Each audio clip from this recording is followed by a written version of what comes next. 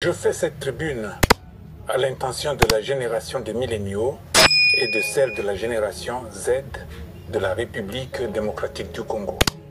Ces jeunes adultes sont aujourd'hui trentenaires, voire même quadragénaires. Le pays leur appartient.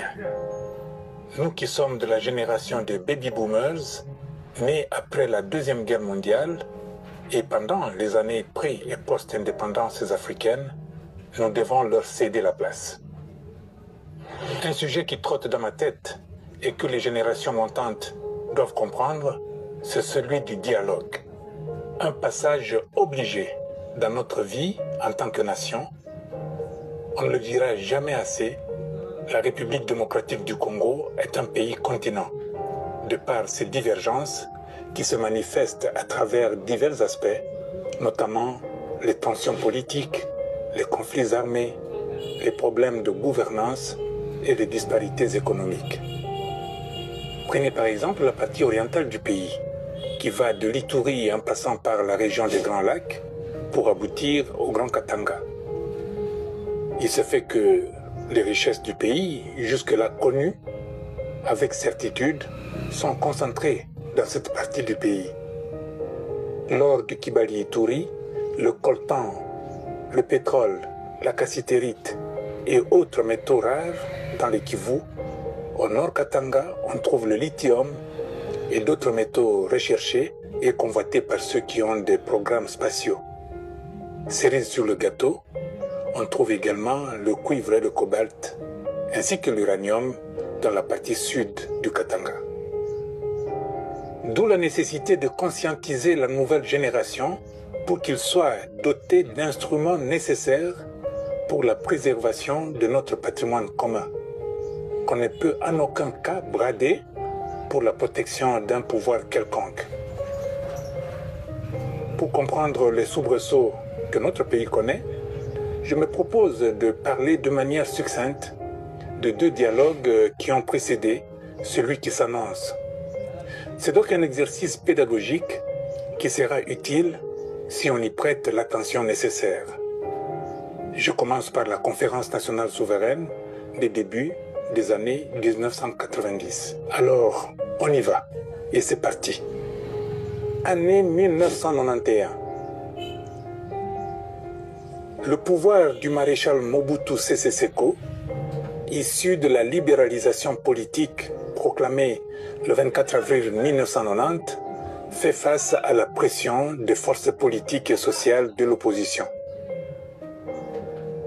Les forces politiques comprennent l'Union pour la démocratie et le progrès social, l'UDPS, du trio Frédéric Kibasa-Maliba, Marcel Antoine Liaou et Étienne Tshisekedi Wamulumba. Le Parti démocrate et social-chrétien de Joseph Iléo Songoamba, l'Union des fédéralistes et des républicains indépendants de Jean Kounz Kalibond, l'Union des démocrates indépendants de Léon Kengo-Adondo, ainsi de suite. Pendant que le pouvoir Mobutu opte pour une conférence constitutionnelle, l'opposition se prononce pour une conférence nationale souveraine sur le modèle du Bénin et du Congo-Brazzaville.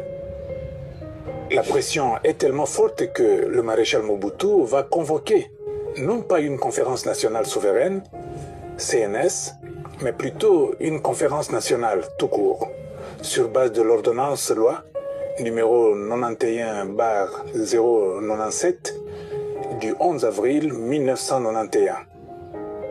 Au terme de l'article 2 de cette ordonnance, la conférence nationale est chargée de discuter de toutes les questions d'intérêt national en vue de la démocratisation des options fondamentales de la Troisième République, élaborer un projet de constitution à soumettre au référendum populaire, déterminer le contenu de la loi électorale et élaborer un calendrier électoral.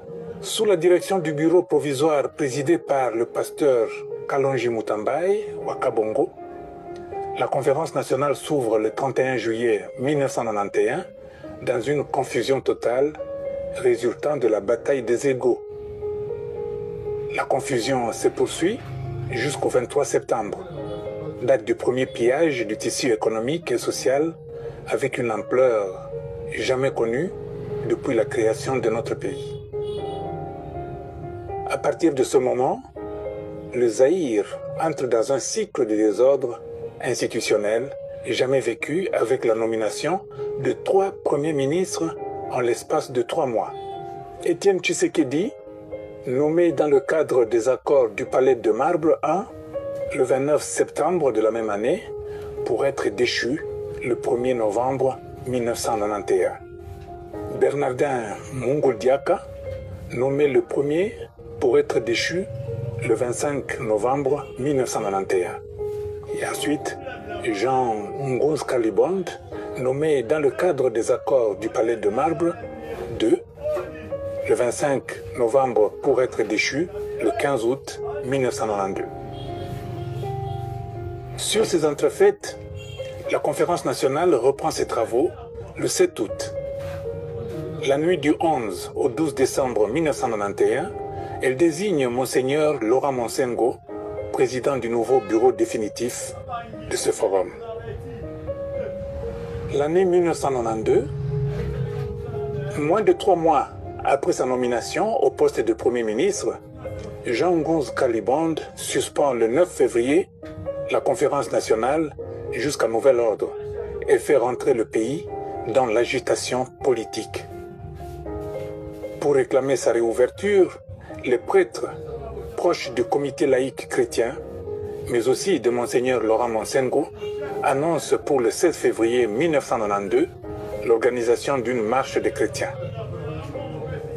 La veille, le cardinal Frédéric Tchao obtient du maréchal Mobutu la levée de la mesure de suspension de la conférence nationale souveraine avec espoir de faire annuler la marche.